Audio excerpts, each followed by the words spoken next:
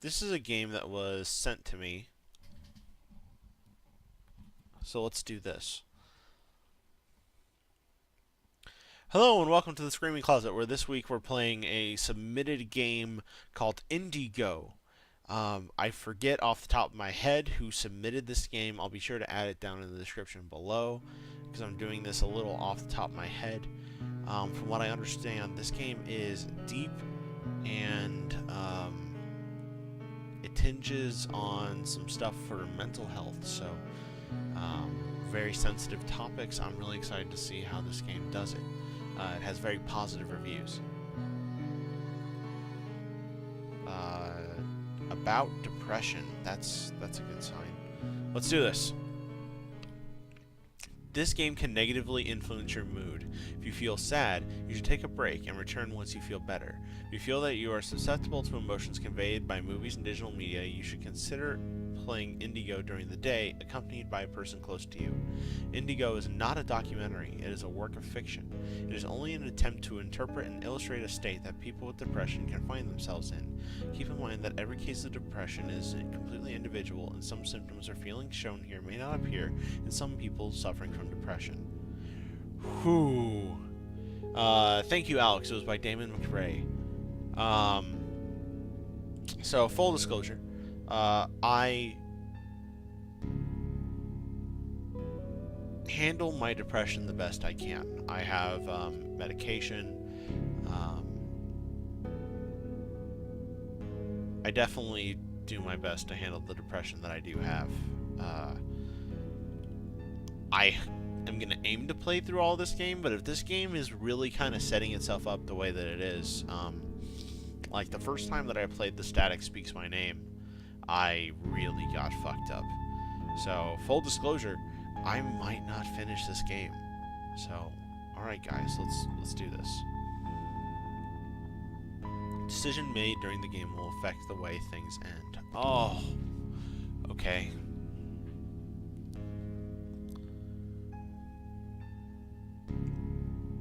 Here we go, guys. Before I jump into this, and no matter what the ending of this game is, it gets better, guys. Don't overtake.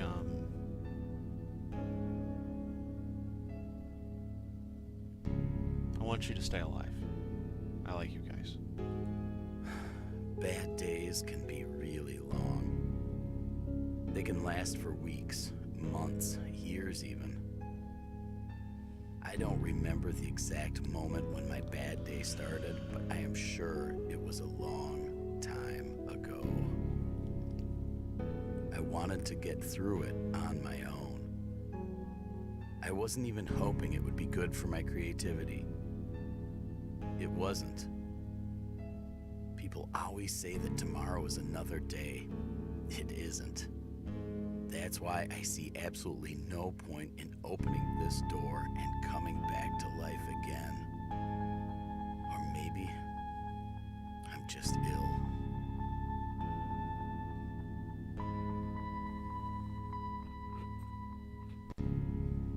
This art style.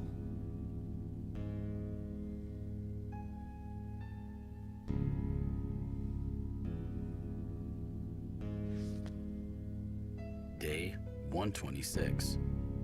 My name's Tom, and I am a complete and utter idiot. I may be tired of living. I may not be willing to participate in this farce of a world, but for the love of destroying a memento, where's the sense in that? Why in the hell did I tear up that picture? I remember the first time we went to Italy for the Biennale. We instantly fell in love with the country. It was amazing. We knew that it wouldn't be our last visit. Back then, painting was still important to me. It actually meant something. Now I can't tell whether my life was pointless from the very start, or whether I stripped it of meaning. Oh, stop feeling sorry for yourself. At any rate, out of respect for Anne, I should piece the picture back together and put it in the frame. Maybe not everything is lost.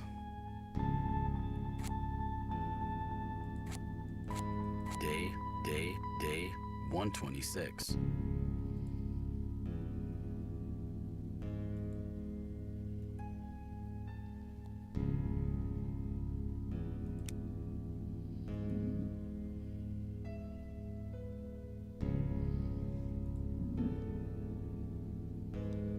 The works of Thomas Perry can be seen at Contemporary Art Gallery till the end of the month. His paintings have been appreciated by many international critics and private collectors alike. Size is one of his most interesting works.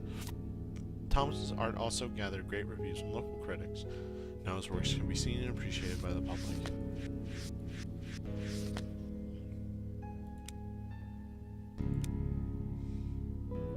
Some of these are really easy to find.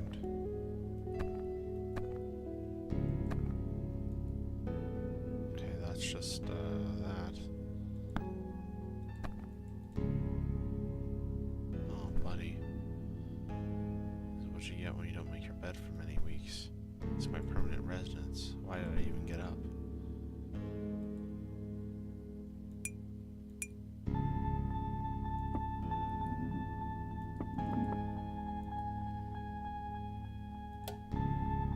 All of this is pretty useless. You don't know that, buddy.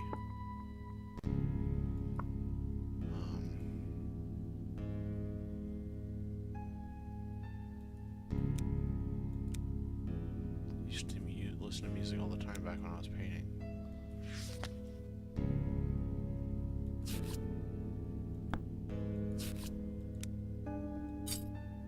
Clean up more often.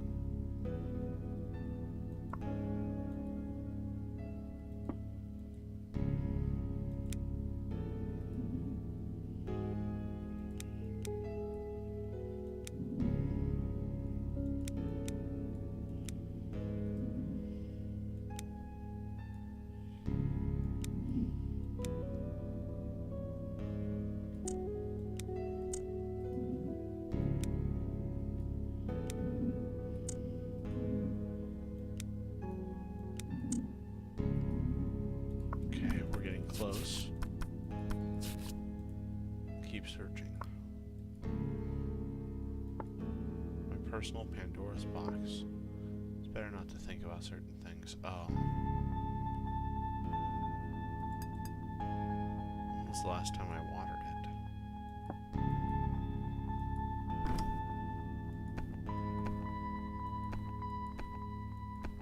it? Does it still work? It's useless now.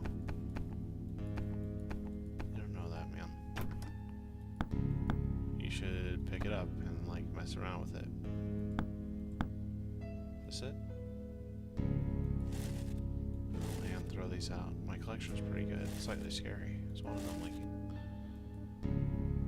She's probably. I get the feeling that Anne is gone.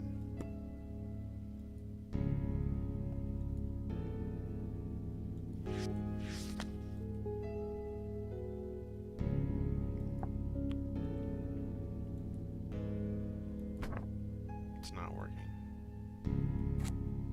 Ancient history. I almost forgot about it.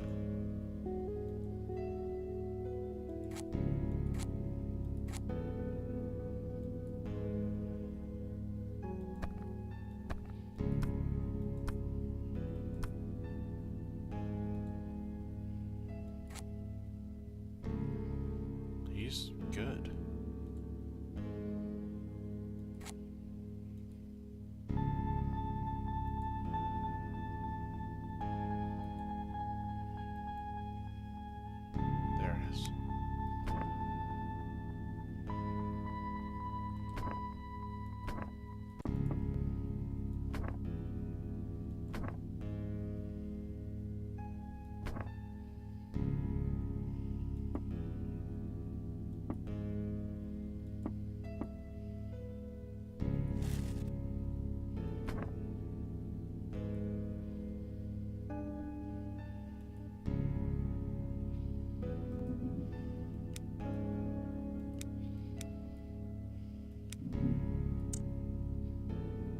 Love, my Anne.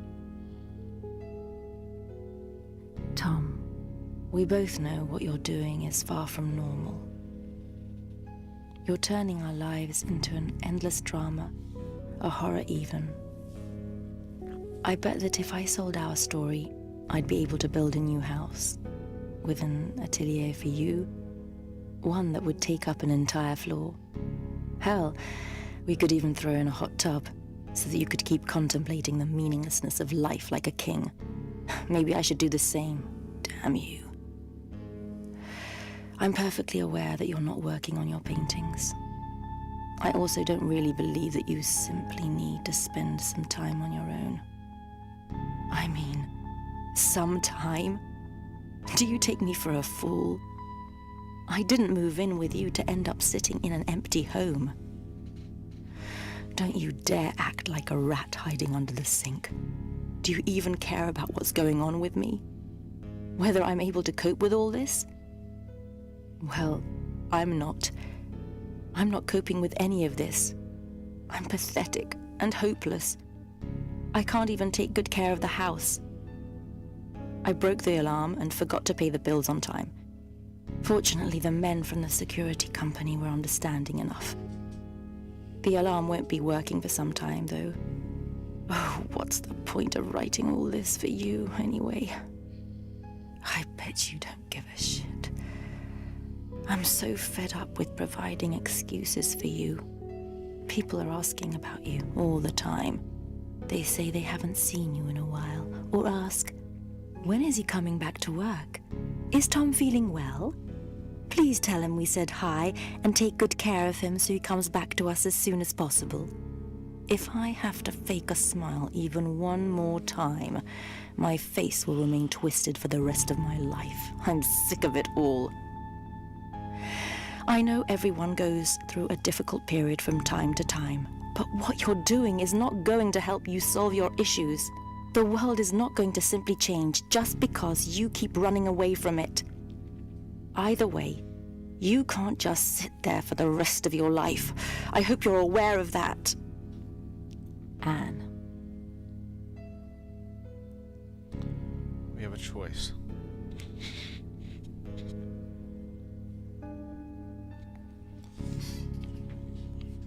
So there's 4 choices here.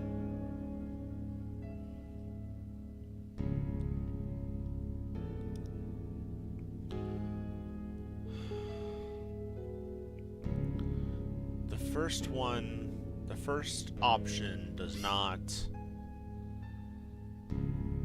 give us, we don't hold ourselves accountable.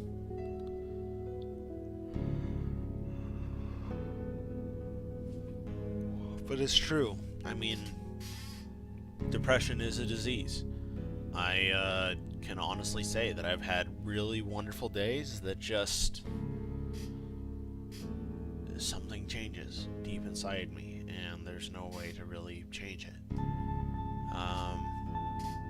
Number 2 is accusatory. And we're dragging her issues into it, which isn't particularly right. Number 3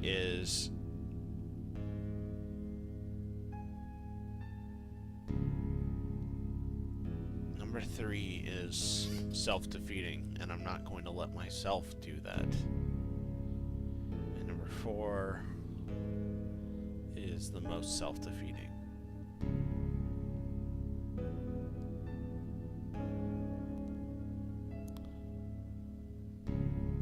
Yeah, I don't feel like 2 is good in any circumstance either, Brian. I feel like a 1 and 3 are the best choices here.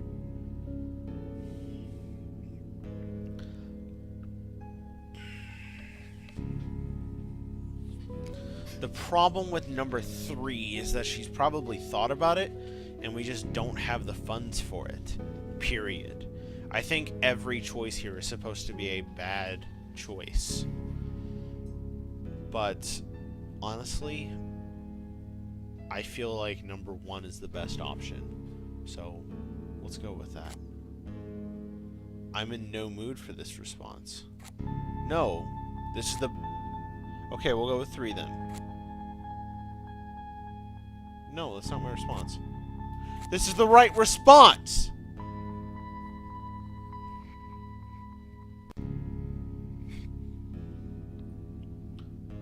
Okay. Alright, game. This is what you want to do. Okay.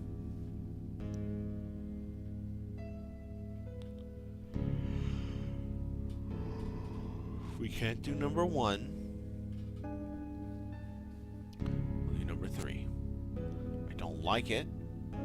It's not the best option. But it's the option we have available to us. Day 137. What the hell's wrong with me? Where's this all coming from? Everything was good, wasn't it?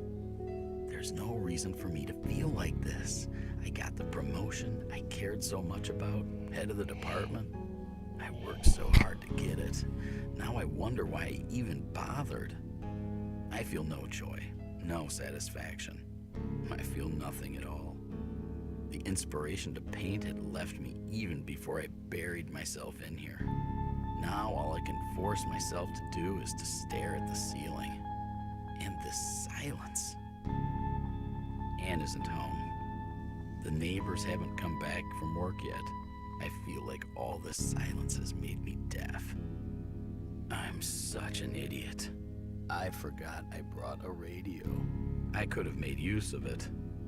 There are broadcast schedules in the newspaper that Anne always brings me with my breakfast. I have no clue why I formed that habit.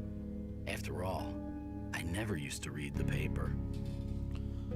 I can definitely see where reading the paper could be a bad habit. I mean, especially in the news today, it seems like things are just like mostly negative. So,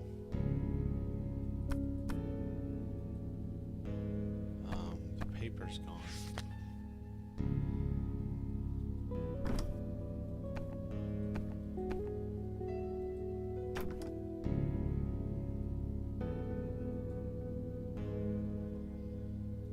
I have to find the newspaper.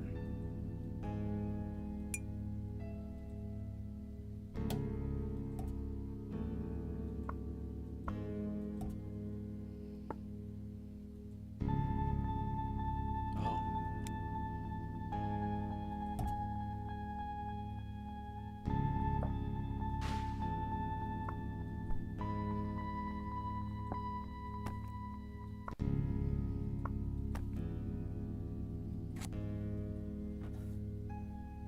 We really need to take care of ourselves.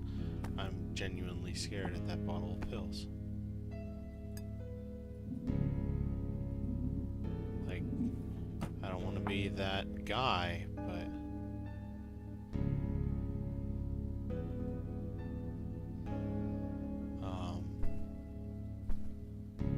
drinking a bottle of pills is a trigger warning for me. Just here we go.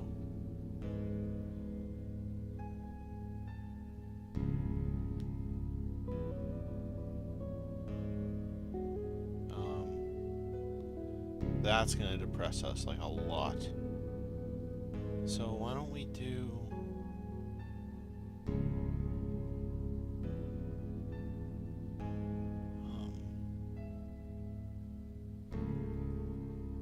how do we know what time it's supposed to be?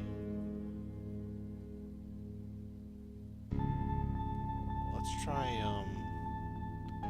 I guess we might have to do it in order.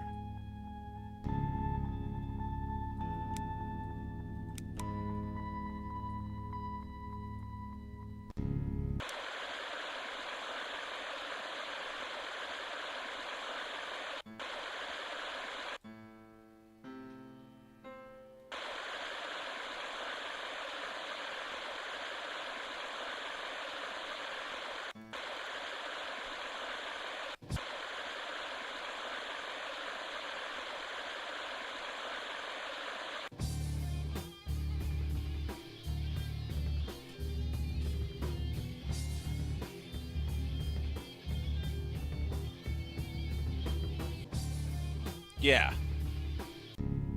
Metal music. It's my life, man. 157. What's the use of having a lamp if all it does is gather dust? It's really bugging me. Anne was supposed to bring me a new bulb. Maybe she didn't have time. Well, everything comes at a price. I don't have to deal with everyday matters, but I have to be dependent on someone instead. Everything irritates me. I can feel ants marching under my skin and my legs are walking around the room without me. We aren't going anywhere, so just stop it. I can't hold on to a single thought. Maybe it's this damn mess around me, or maybe it's because I listened to Radio High Voltage yesterday. I'm trying to calm down. So I'm pacing from the atelier window to the bathroom window. It's not helping much. In situations like this, I've always reached for tobacco. It used to calm me down. I cut down on smoking because of my health. Maybe I should smoke one now, even though I haven't smoked in ages. Smoking is a crutch. I should have an emergency pack somewhere around here. I'm pretty sure I squirreled it away somewhere. There's gotta be something else we can do.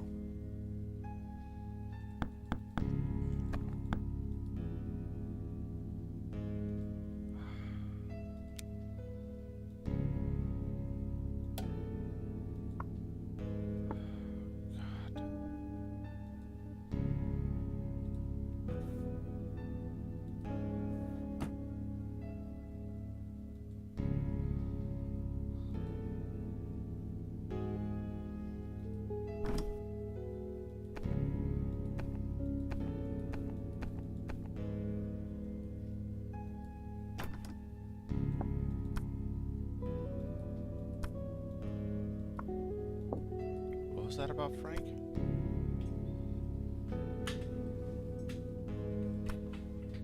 What a load of crap. I bet that's what Frank would say about them. I can't choose music now.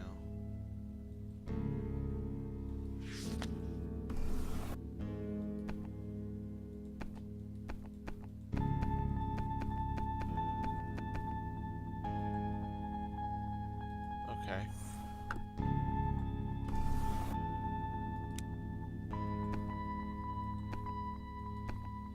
Alright, I have an ashtray.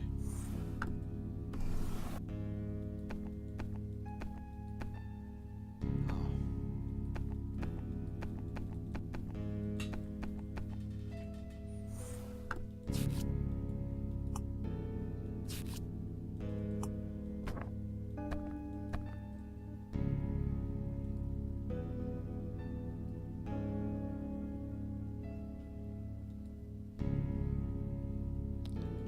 Yeah, I tried to do the music and it didn't work.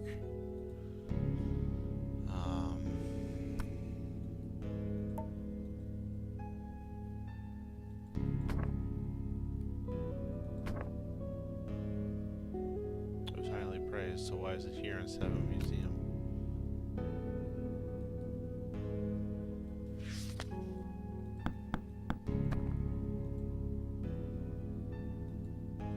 I didn't even realize I could click on that. I have everything I need.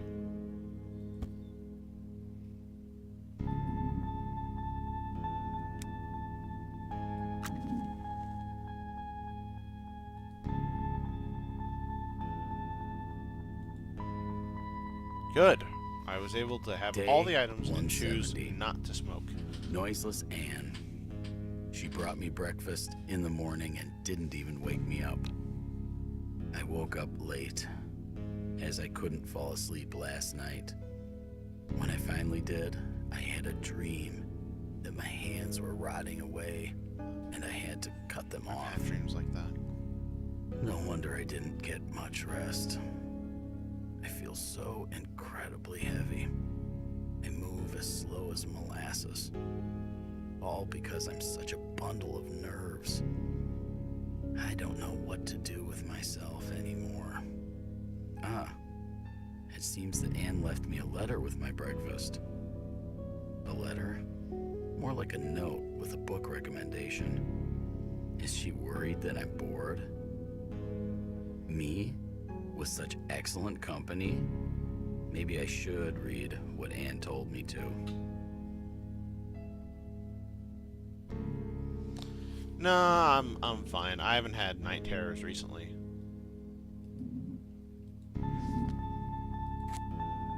Day 1. Okay, so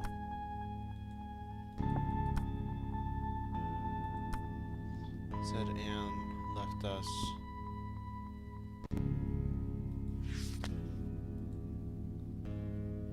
Rilke, page 89. Read it, please, for me, if you still can. Yeah. Ralke.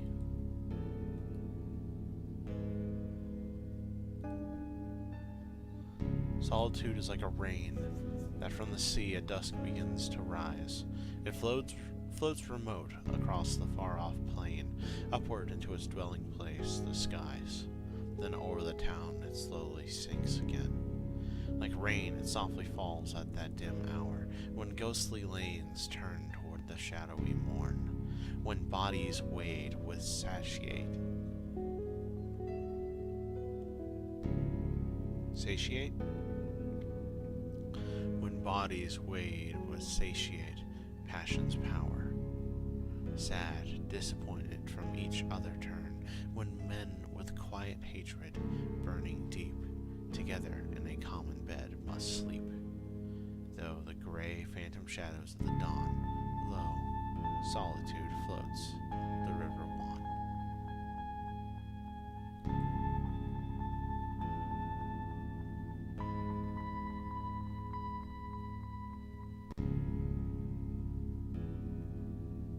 I can do that for Anne.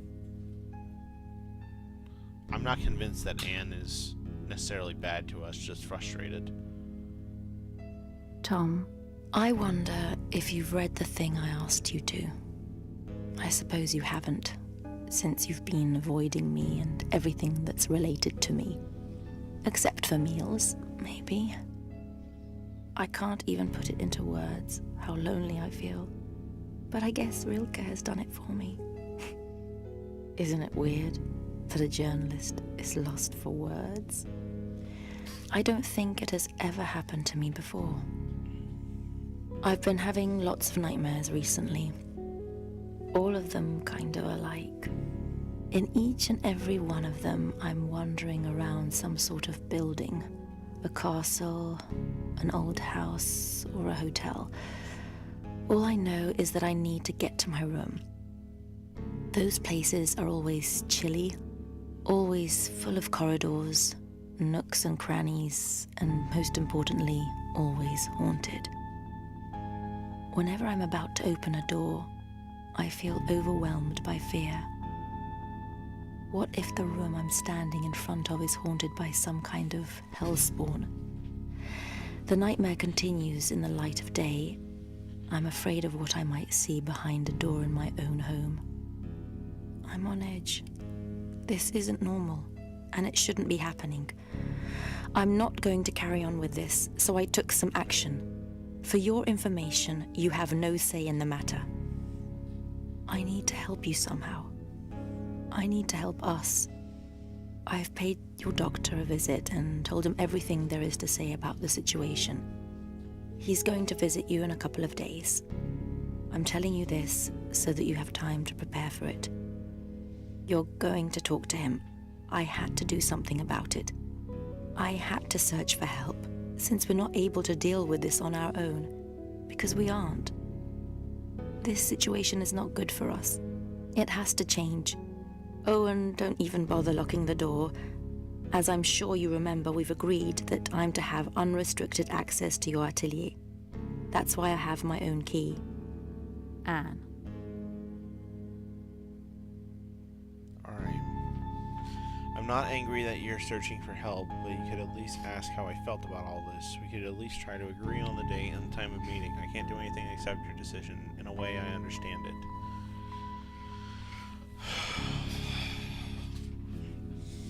You're not able to control our finances, but somehow you decided you are able to control my life. On the other hand, it's me who gave this control away. To make matters worse, you think of me as the monster from your nightmares. I never thought of myself that way before. I'm hoping that wasn't going to lose so much, at least not in your eyes, that I'd be an annoying hermit at most. I don't really know what to say to you. I'll be waiting at the doctor, so have a good night, I guess. Maybe it's not such a crazy idea after all. I'm sorry that taking care of our home and me is such a burden to you. Maybe I didn't really leave you any choice, but even so, I'm still not feeling well about the visit. It looks as if you are setting someone on me. Well, I guess that if you're having problems with a ghost, you need to call a professional.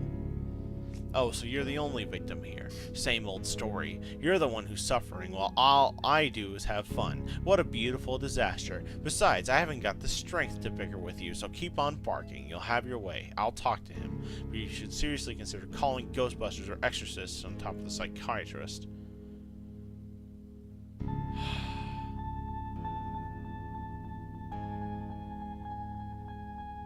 I like number one the most.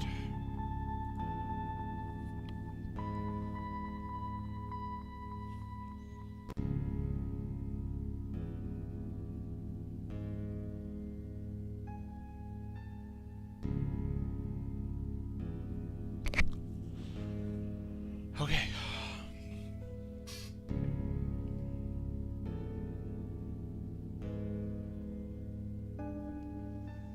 In that case,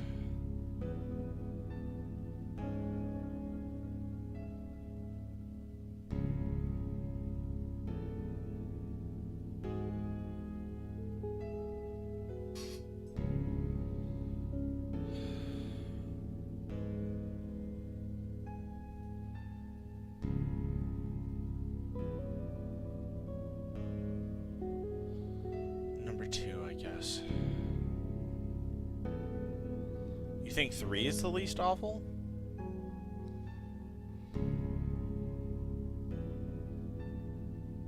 I don't necessarily agree with that. Maybe I didn't leave you any choice. Even so, I'm still not feeling well about the visit. Looks as though it looks as though you were setting someone on me.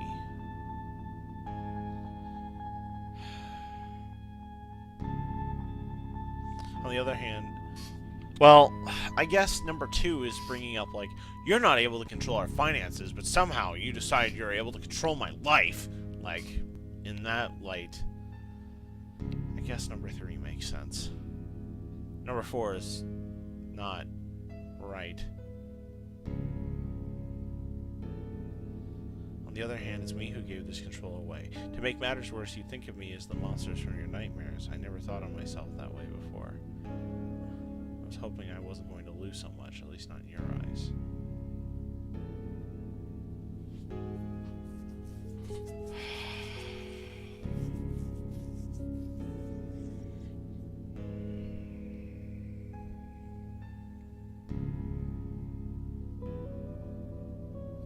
I'm gonna go with number 2. Yeah. Day 185. It seems Anne's running out of patience. We had another argument. She had this idea that a doctor should come by and check on me. Honestly, I'm surprised she still has enough strength to take care of me. I wish she'd just leave. Let me disappear here. Let me die. Let me slip into oblivion. You see, Rilke? Even though we secretly hate each other, at least we don't have to sleep in the same bed. At least I took care of that. When Anne was leaving, she slammed the door so hard that the mirror fell on the floor. Maybe it's better it smashed. I guess the only reason I kept it so long was my infantile sentimentalism. Every time my mother was done cutting my hair, she would hold a mirror up for me so that I could see my new haircut. It's one of the few memories I have of her. She left us so soon. Nobody was prepared for that. But then again, can you ever really prepare? In any case, I need to sort this mirror out. Anne's definitely not going to want to help me after that argument. And I feel uneasy in a full of broken glass.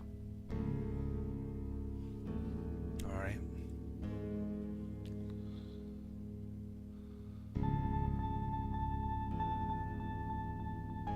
Let's fix the mirror.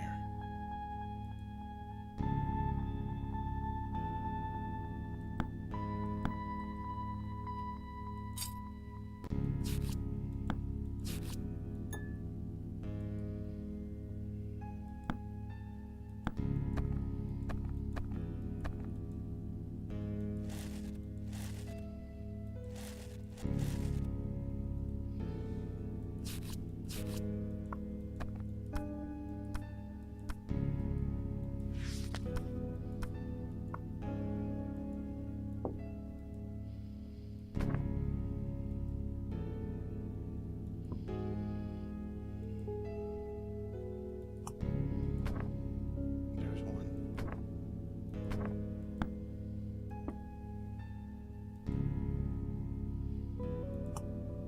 There's another.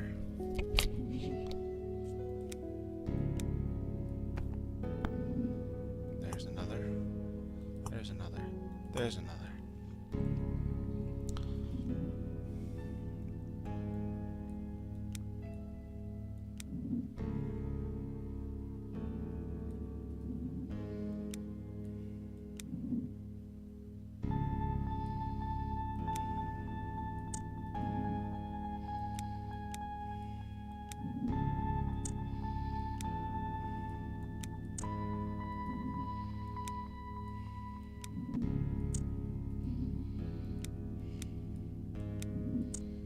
Alright, one more piece left. It's gotta be around here somewhere.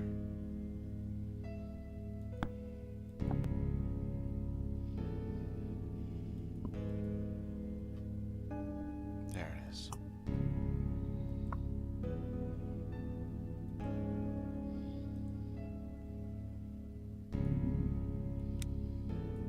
See? Everything falls into place. Dear Tom, according to what we discussed during our last meeting, I am writing this letter instead of calling or visiting you.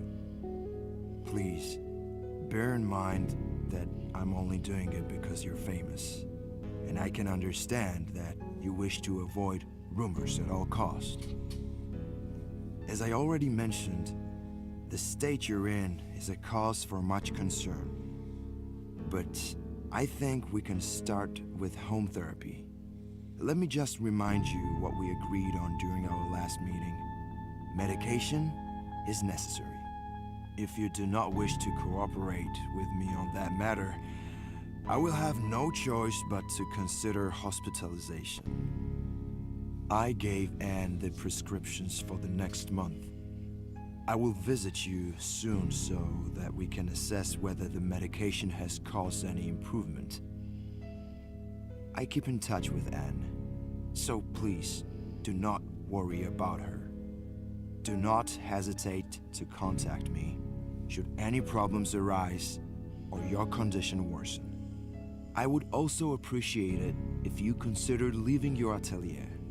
You can start by leaving the window open, then the door, and then maybe walking around the house at night when Anne's asleep. Once you accomplish that, you may try continuing your trips around the house, but during the day.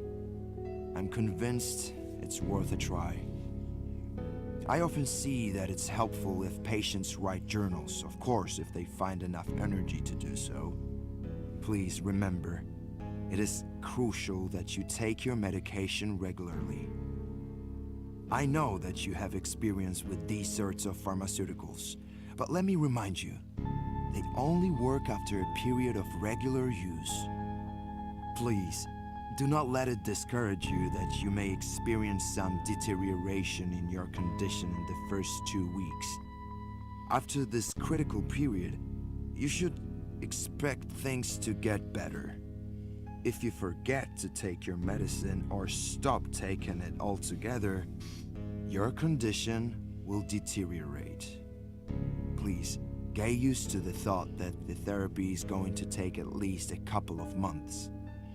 Please do not hesitate to inform me if you experience any disturbing symptoms. If you need to know anything more about the prescribed medicine, please take a look at the information leaflet. I can only add that the medicine prescribed nowadays differs substantially from the ones you used in the past. Please remember, we managed to get out of this once before. We're going to do our best to accomplish it yet again. Yours sincerely, Dr. Jacob Brawl. Seems like a good doctor. Yeah, I like the idea of open a window and let some light in and take care of those things. Thank you for your visit and respecting my request. I'm perfectly aware that you could have behaved differently.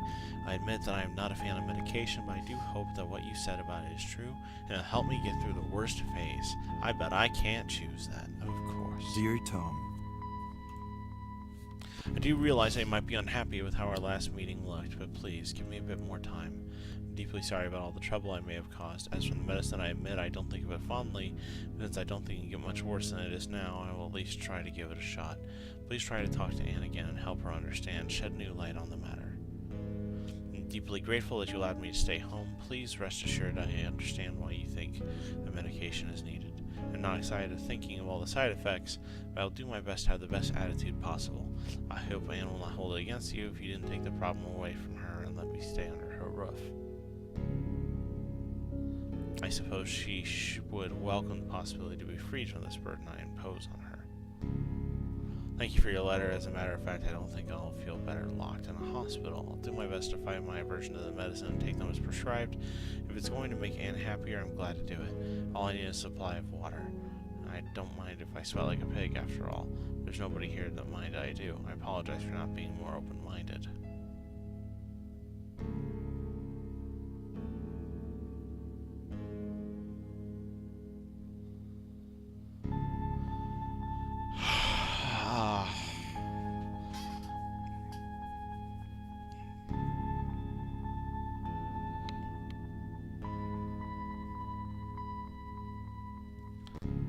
I like number 2 and number 4.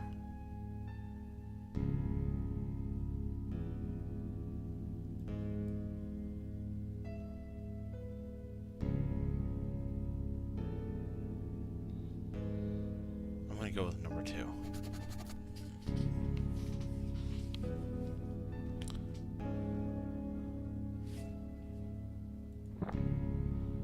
The bathroom cabinet is perfect for storing medication, isn't it? So I need to take them every day. It looks like I'm going to need to take regular trips to this cabinet. At least it's one good reason to get out of bed. I need to take my pills regularly if I want them to work.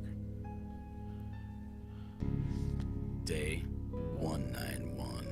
I'm not sure fixing that mirror was a good decision after all. It's a memento of my mom. But then again, when I look at it, something inside of me raises its head. I'm slightly afraid of the reflection in the mirror. But I'd be lying if I said I'm not proud of how I managed to put all the pieces of the jigsaw together. My Anne's such a sly little thing. She always comes to the atelier in the morning before work to take the rubbish out, bring me some food, and sometimes cater to my special wishes. I hide in the bathroom when she does. I wash and get dressed, or pretend to, at least. Most of the time she's gone by the time I come out, which means I don't have to suffer her gaze and the wave of guilt it brings with it. This time, it was different. She was sitting on my bed, waiting. She looked peculiar. Maybe she wanted to make up after the whole situation with the doctor's visit. I haven't got a clue why I'm so cold toward her. I can't show how much I care for her, how much love I still have for her. She talked to me about her family. She asked me to paint a forest animal for her niece's upcoming birthday, and bought her a book about the forest. I made a note so that I wouldn't forget to do it. Quite a challenge. I hope I'm still able to do it. It seems like there's something wrong with Anne. Maybe she's consoling herself again. Urgent. Anne is going to her niece's party on Saturday. She asked me to draw an animal for her. It'd be great if it was a forest animal. The girl is crazy about them. Find drawing supplies. I haven't used them in a while. And a blank sheet of paper. The very first thing that we're going to do before we do absolutely anything.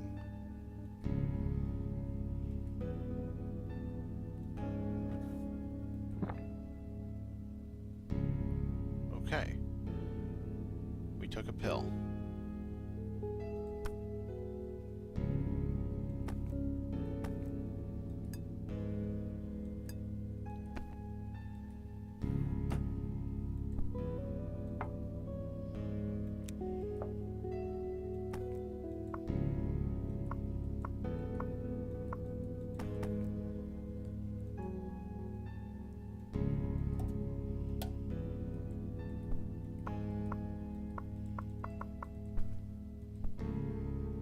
Okay. Oh, shit. Game minimized. Okay. No, game. Stop it. I like this game too much. Go back. Okay, so we can get paintbrushes.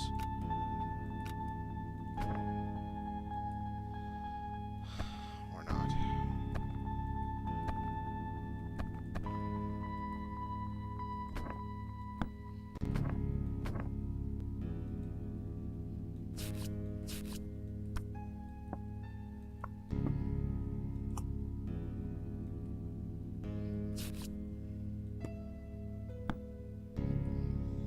Okay, give me a hand.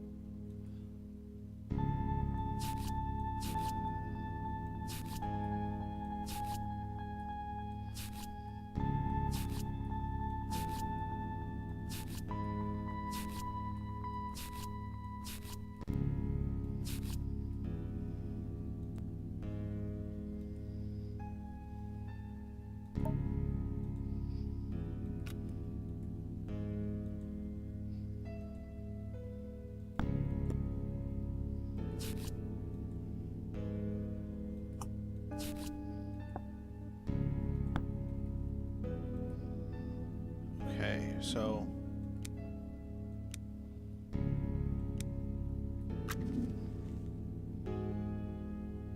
what is a row?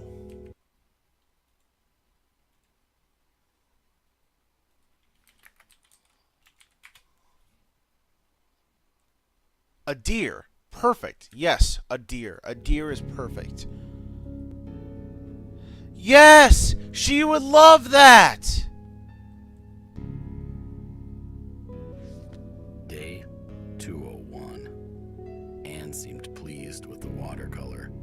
Hopefully Emily will be pleased with it as well. I found no satisfaction in creating Maybe it, it's though. supposed to be a doe.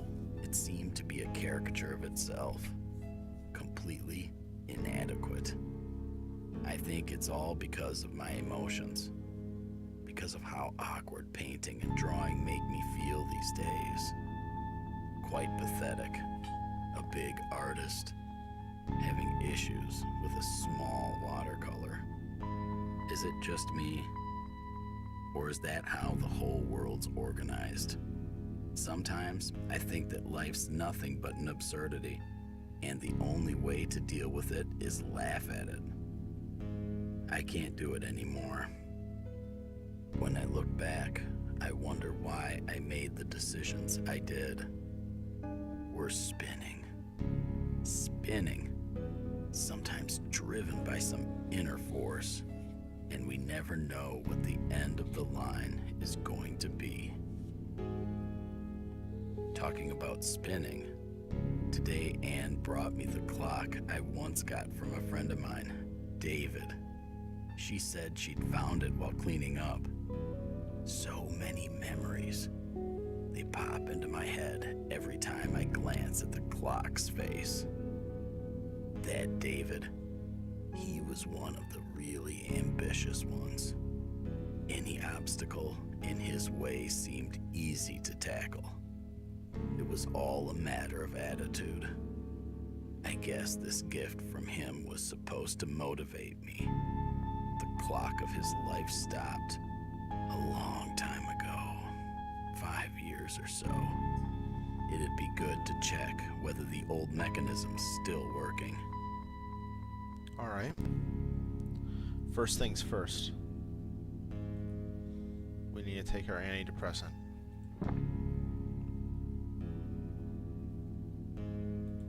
Okay. Now let's check out the clock.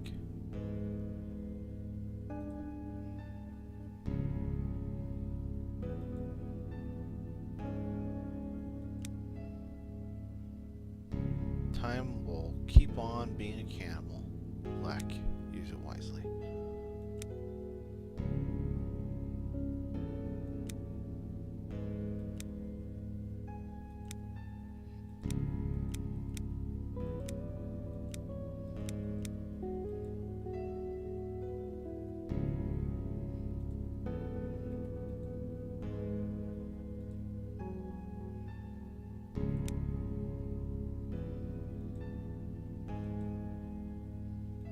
Idea that there was a watch.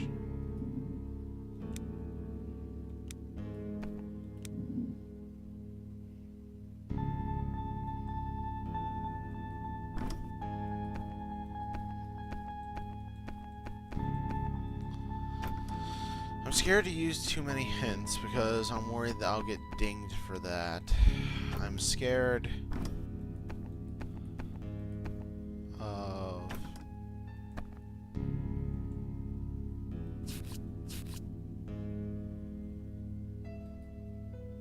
Oh wait, the pen.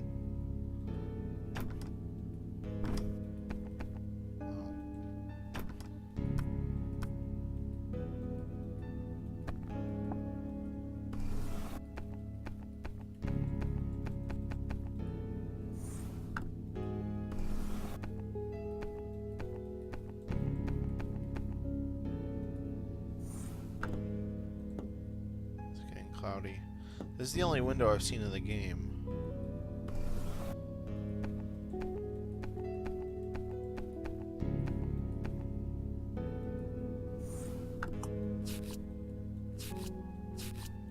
Is there anything over here?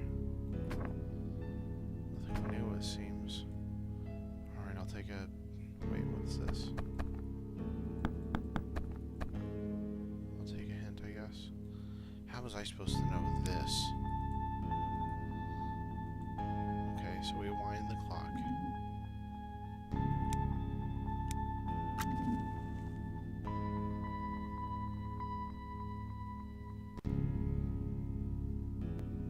No, time moves on.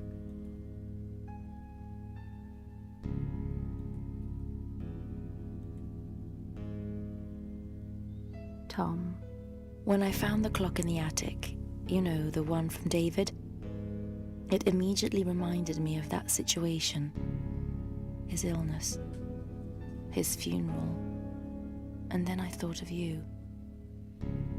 It finally got to me how afraid I am. Every single time I press the handle to walk into your room, my hand trembles. The image I might see upon opening the door scares me, but I turn the key and walk in anyway.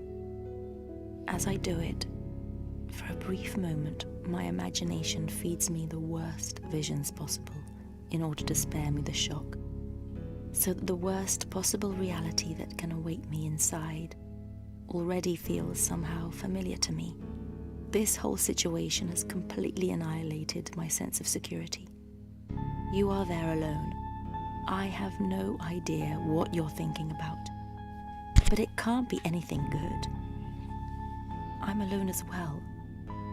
I experience feelings I can't even control. I feel like my heart is going to implode any minute now. Tom, please allow yourself to be helped. Please don't condemn us to this non-existence. By shutting yourself off, you've also shut me off. You've turned me into your sentry. I know it's hard for you. I really believe that you feel the way you say you do. I'm dying to do more for you, to get inside your head, kill the monster that occupies it, and save you. But I'm completely helpless. Please promise me that I'm not in for any surprises, that whenever I decide to walk into your room, all that awaits me are dirty clothes, dishes, and some general untidiness, like newspapers and rubbish lying on the floor, an unmade bed, but that I will hear you in the bathroom, that I will see you faking your sleep. Please promise me that I will never come across anything else in there. Anne. I'm not gonna let this character kill themselves. I'm not. I apologize for all the suffering I'm bringing upon you. I never intended to hurt you. You don't have to sympathize with me. You don't owe me anything. I understand that you have your concerns, but I'm not going to hurt myself. I can promise you I will never break your life and heart with such a decision. Besides, I've been better recently.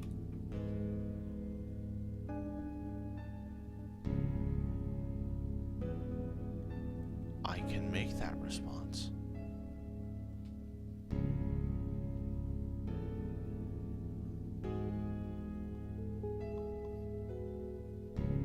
Yes.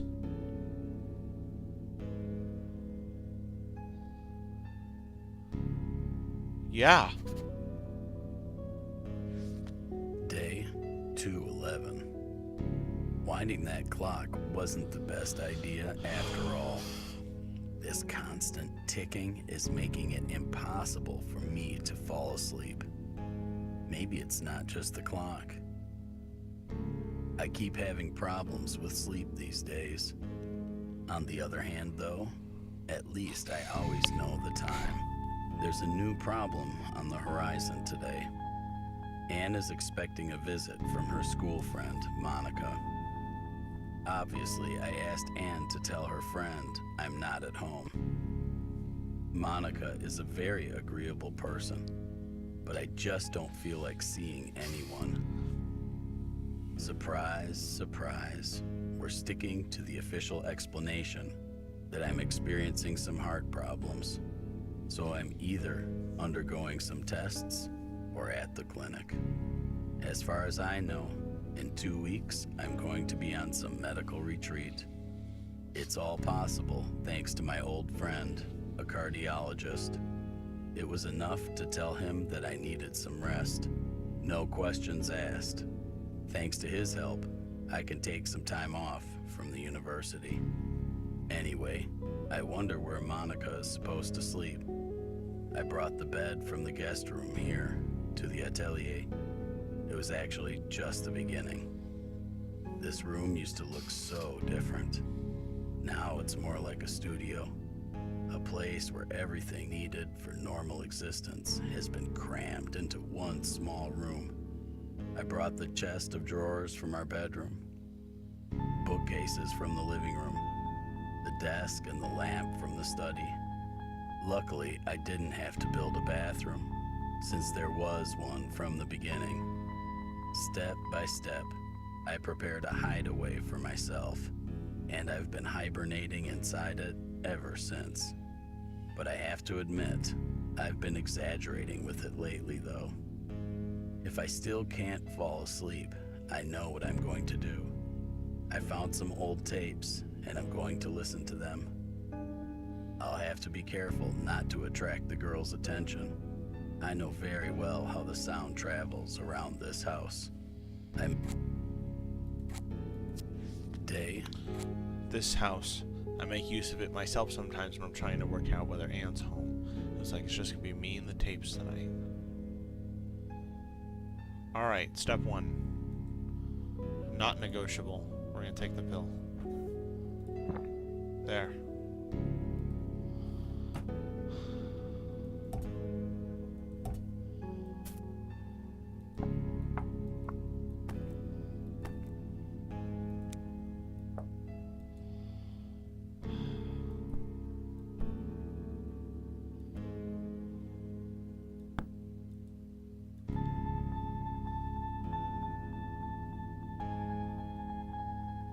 Ha! Ho ho! Joy Division is not what you want for a depressing mood.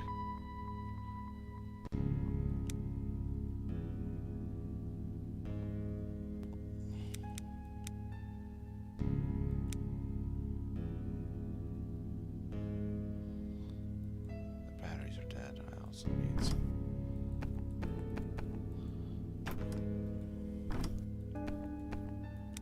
Okay, so we got batteries. I need to get a set of headphones. No, Joy Division is really depressing.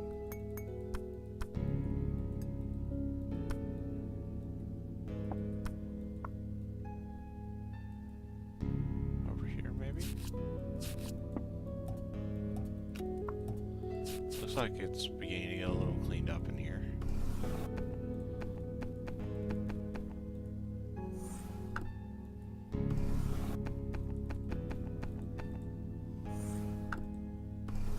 Boom.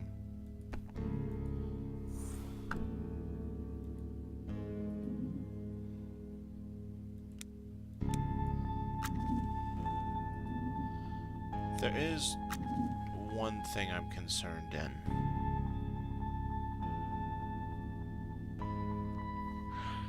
We can't be making all of our choices for Anne.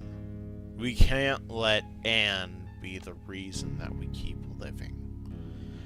And I'm concerned if we keep making choices like that in the game,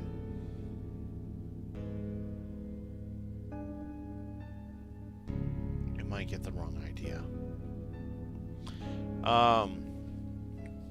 Joy Division, it's a band that was... let me give like an official thing for it. They're an English rock band formed in 1976, originally named Warsaw. Their punk roots developed a style and sound that made them one of the pioneers of 1970s post-punk. Their debut EP, An Ideal for a Living, drew the attention of Manchester television, whatever, anyway. Singer Curtis suffered from personal problems that included depression, a failing marriage, and epilepsy. He found it increasingly difficult to perform live concerts, which he sometimes suffered seizures. He committed suicide at 23. This band's second and final album, Closer, was released 2 months later. The album preceding single, Love Will Tear Us Apart, became the band's highest charting release. It's a very cutting band.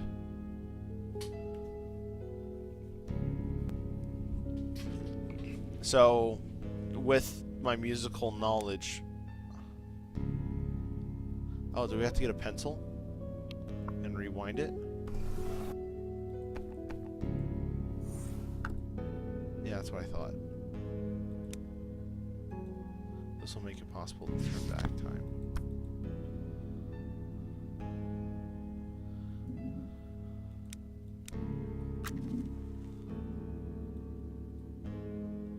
Yes. Day 222. My relationship with Anne was always really important to me, This is why. but now it's worse than ever between us. It's probably my fault, but I can't help it that sometimes when she's chewing me out, all I want is to shake her and yell, "What the fuck is wrong with you? How fucked up do you have to be to stay with me in all this shit?" But no, I'll never do that. Lately, I came across the mixtape Anne gave me. When I listened to it, I had the faintest of hopes that things between us could still turn into what they used to be. Now I don't really know what's going to happen. Recently, I got an opportunity to see how it'd be without her around. A couple of days ago, Anne left for her niece's birthday party. She was away for 3 days. The second night after she left, I had some kind of attack. I don't even know how to describe it. Maybe it was because of the broken alarm. I was convinced somebody was walking around the house. It wasn't easy for me. After all the time I've spent locked away in this room, I know exactly what kind of noises I can expect at what hours. I was petrified, but I couldn't put my finger on what was making me so afraid.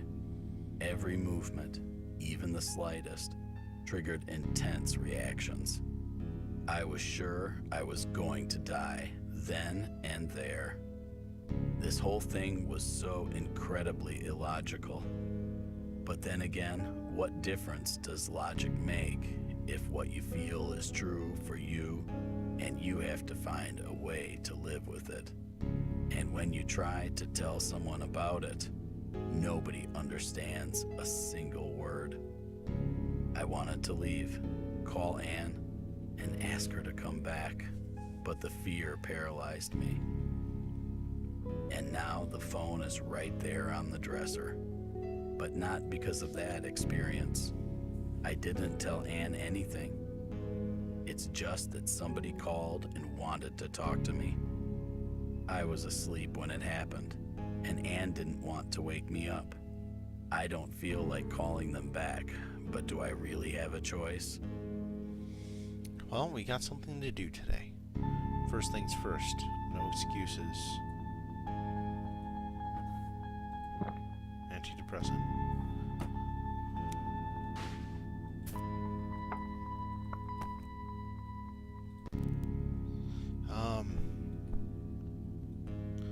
Maybe we can call the doctor. Frank Snowpair called. He asked you to call him back. He won't be around tonight, so you'll have to manage on your own. Frank, what does he want? Well, can't you just call someone for a chat anymore? I sense conspiracies everywhere. Even if I wanted to call back, I don't remember the number. My old contact book. Where is she going?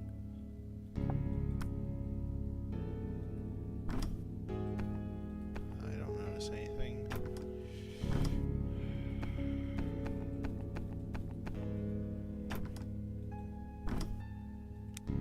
Contact book.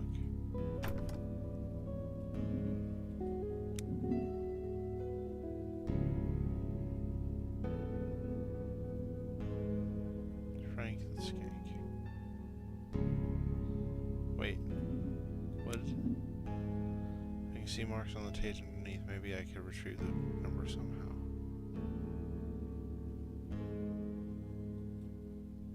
Oh, can we... we do a shade. Yeah. Get a blank sheet of paper.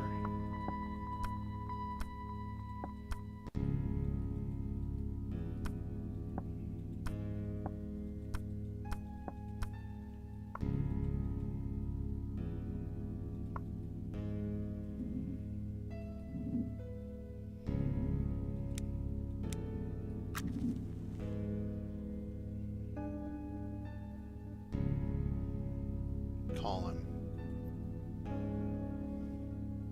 Dear Tom, in light of our discussion about the most convenient way for me to contact you, I'm writing this letter. Gladly. In fact, seeing as writing is more permanent than a fleeting word. I do hope that you follow the advice I gave you. From what Anne has told me, I understand that you're not attempting to go out, at least not when she's at home. Okay, She game. is very concerned about the state you're in, but rest assured that we've offered her support, as you asked. I am writing now to tell you that I will be available for our meeting at the end of next week. Please, talk to Anne to set a time. I would also like to thank you for all the phone conversations we have had.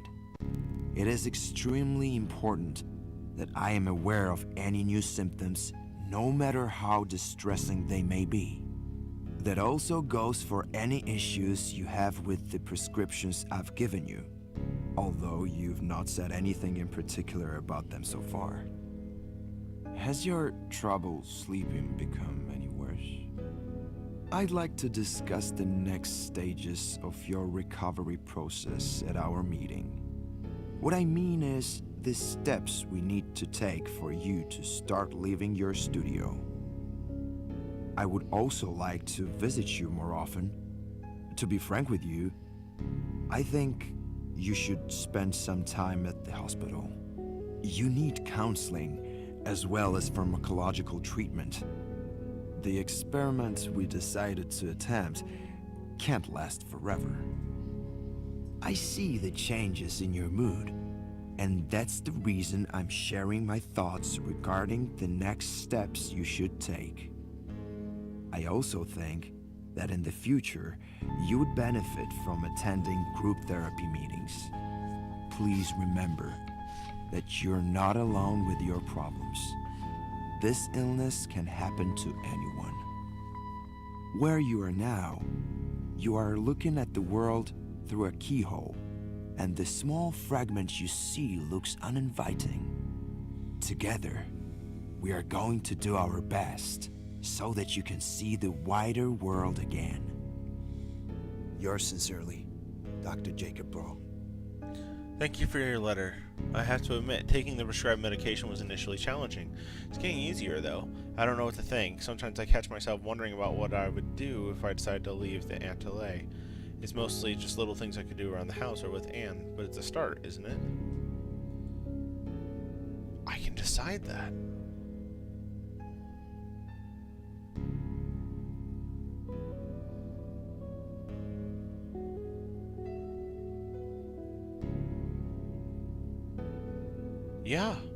Yeah, let's be positive.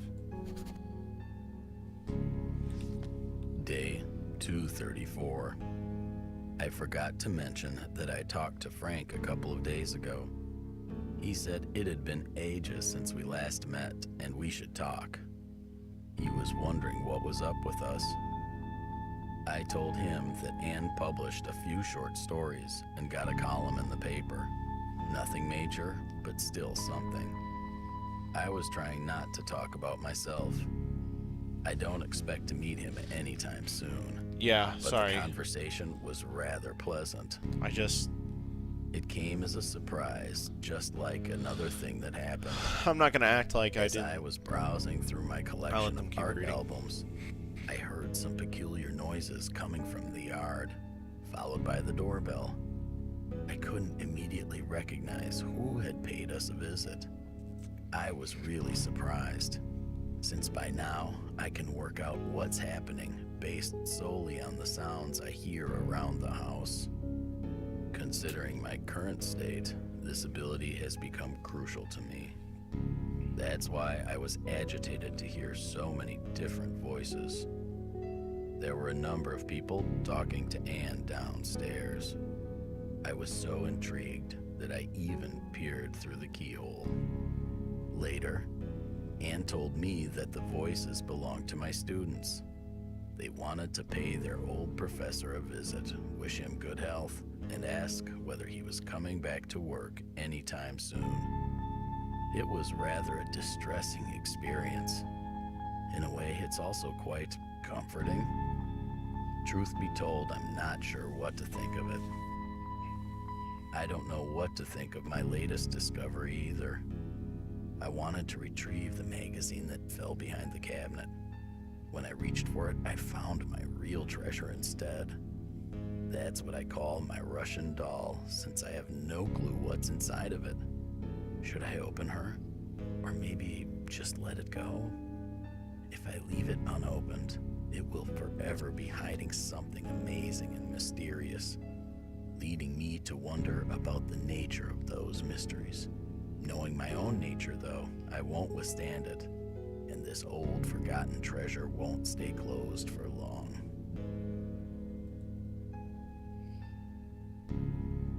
Step 1. Oh, fuck. Yeah, I apologize about not reading all the options. It was a matter of, in a game like this, I'm grasping for signs of improvement, grasping for positivity.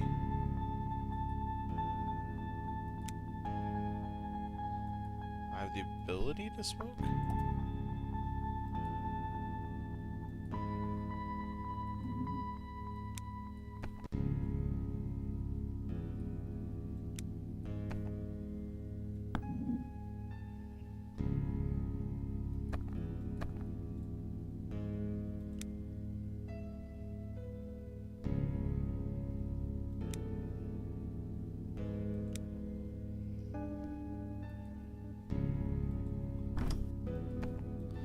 To be honest, I don't want to open the doll.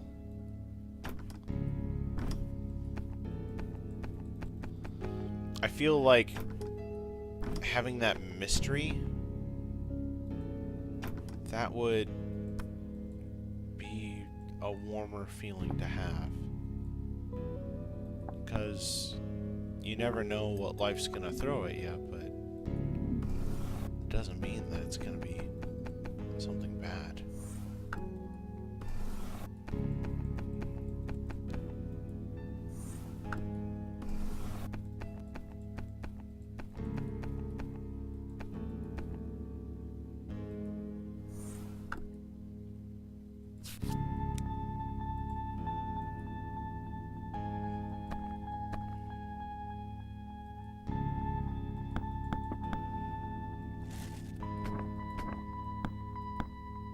The self-portrait's gone.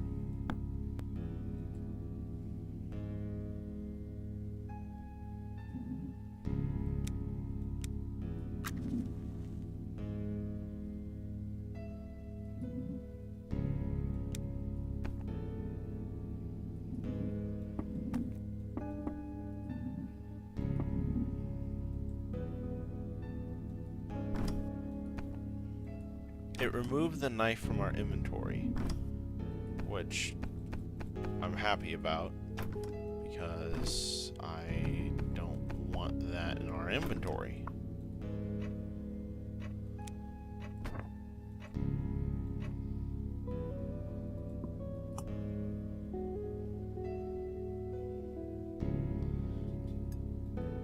I feel like I've checked about everything.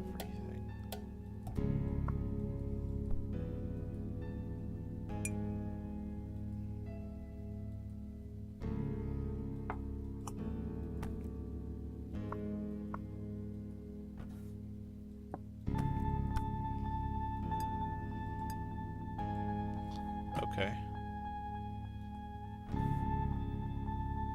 Candle. Was not aware that we had a candle.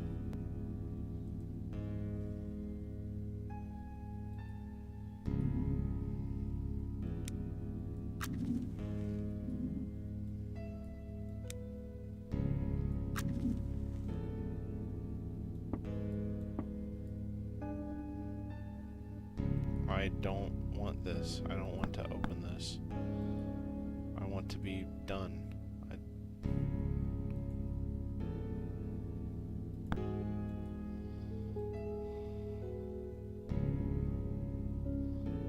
It's booze.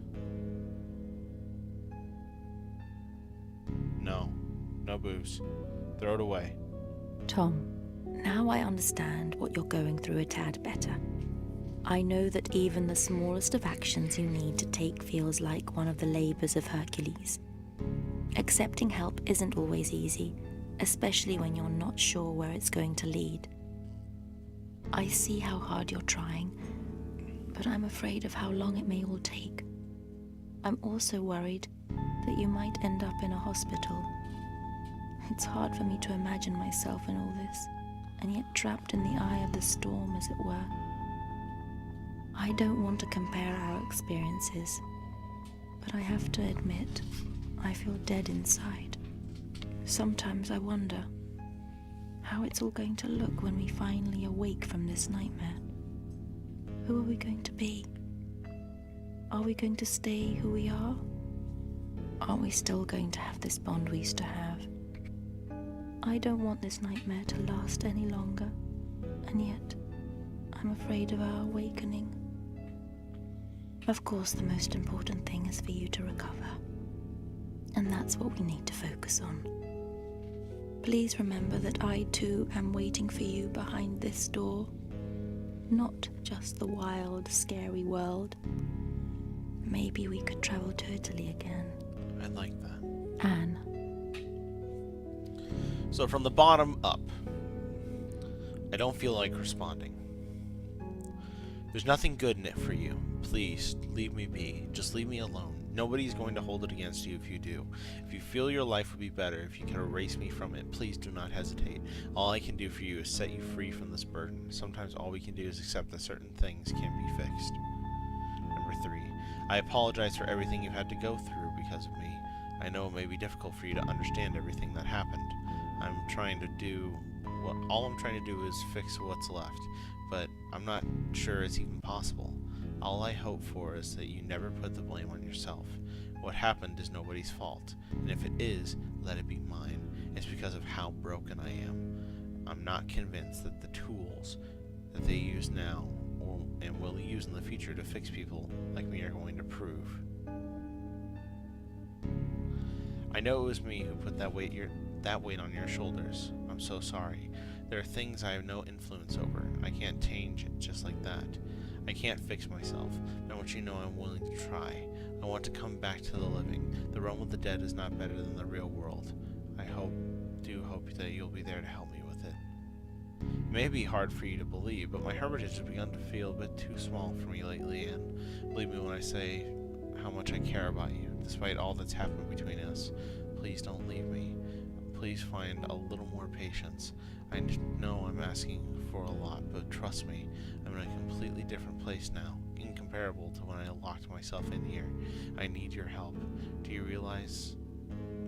You do realize that organizing a trip to Italy is not easy.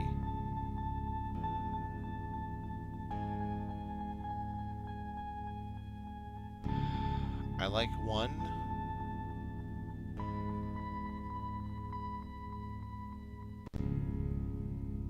And I like 2, but I like 1 the most.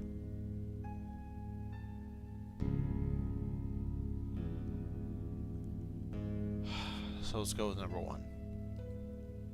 What? No! Fuck you! No!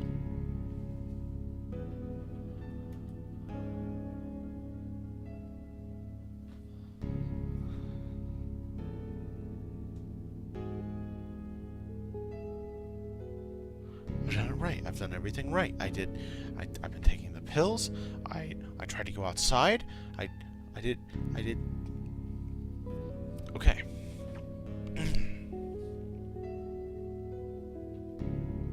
Number 2. I like number 2.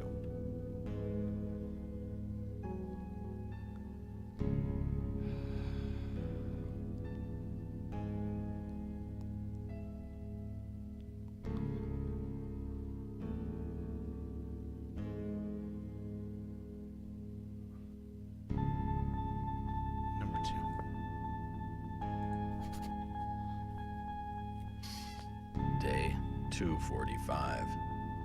It's been a while since I realized that drinking tends to solve one problem, but replace it with 3 more. I have to admit, though, the possibility of turning your head off is tempting. I'm dying for something to deactivate me, even if for the shortest of moments. I'm seriously sick of myself, but acting like that leads nowhere.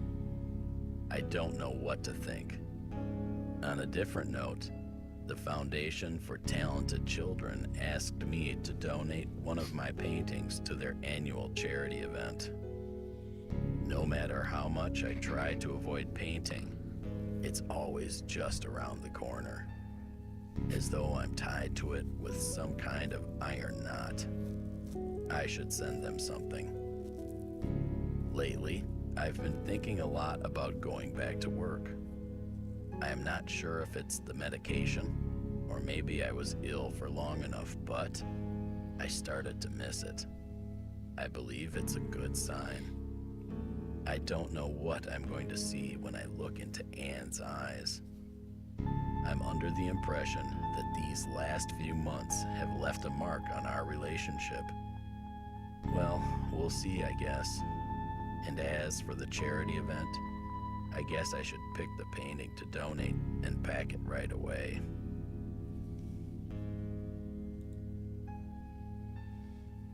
Dear Mr. Perry, since you expressed interest in our charity auction for talented children last year, we would kindly ask you to participate again. We'd like to remind you that all the proceedings from the auction will be invested in the education of talented children, who often come from less affluent families. We would like to encourage you to take part in bidding, which will be preceded by an exhibition prepared by our pupils. You can learn more about the event from the leaflet attached to this letter. We'd be honored if you took part in our initiative.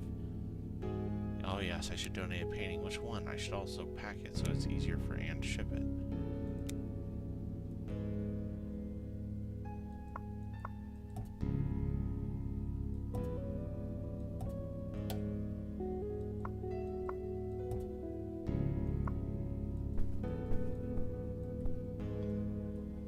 Okay, so I have an idea.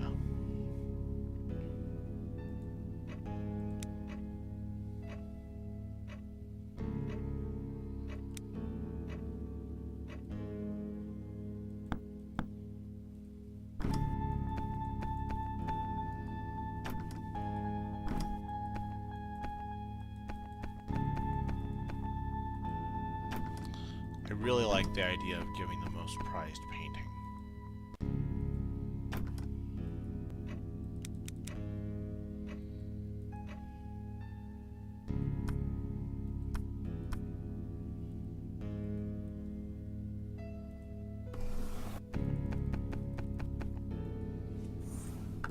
Unless we're holding on to it as some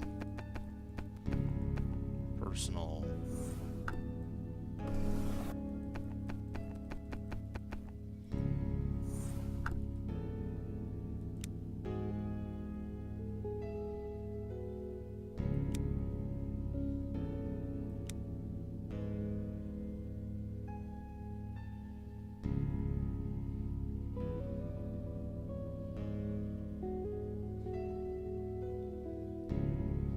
dark painting or the light painting.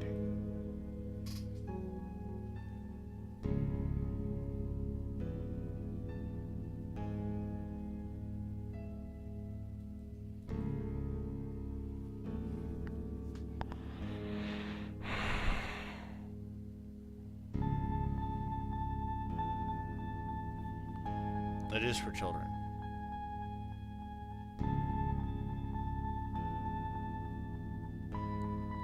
Light painting. It's about the children, not cancer patients. I lost the fight with hopelessness. I handed in my resignation and gave up the rights to everything the world had to offer. In the name of what? It took me a long time to realize it doesn't have to be that way, that I can feel differently. I'll try to rejoin the living now. I won't be lying. It's not the same as it was.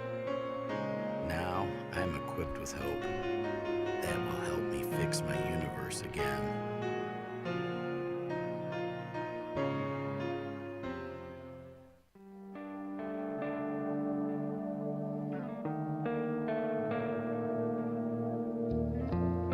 I didn't take pills on the last day.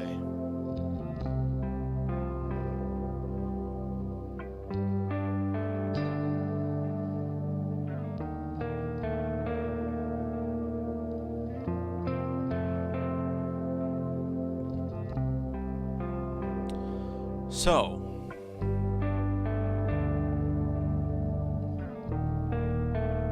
this was Indygo.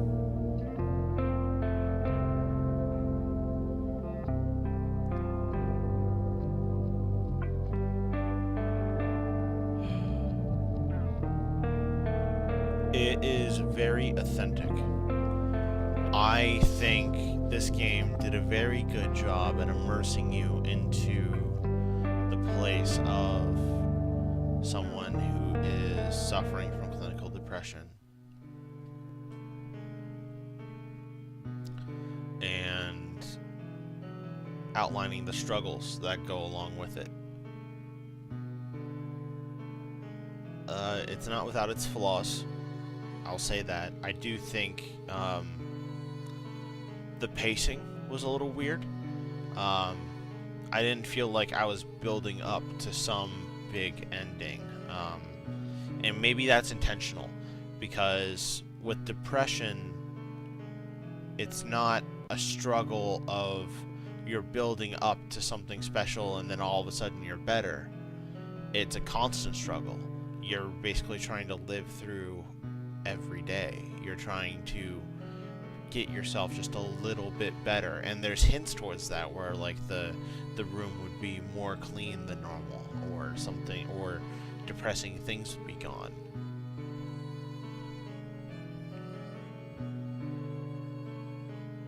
I don't know how to fully feel about this game. I think positive is definitely the strong word that I have for it. It's a very good game, but I find it hard to take a step back and look at it objectively, because I feel like in some ways this game was made for me. In a lot of ways I feel like this game is made for friends and loved ones who are struggling with clinical depression.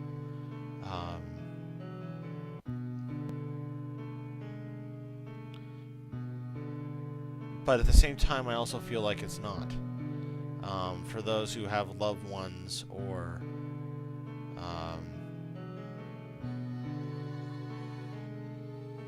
who have been lost due to suicide, what's the struggle here is that it feels like there's a way to get out. There's why didn't they just make the right choice? And sometimes those choices aren't as easy to make as clicking option 1, 2, or 3. I don't know. I need to think more on this game. So I suppose that's all I've got right now. That's all I've got for you guys in regards to Indygo. If you want to see more games like this, be sure to leave a comment in the video. I'll take some time and actually put a link to the Steam store page for Indygo. And thank you to Damon McRae, who gifted this game to me. You definitely made a great choice here, bud. So thanks for watching this episode of the Screaming Closet, I guess. Priest Place. Let's call this Priest Place. Until next time, everyone. Keep being alive. Stay here.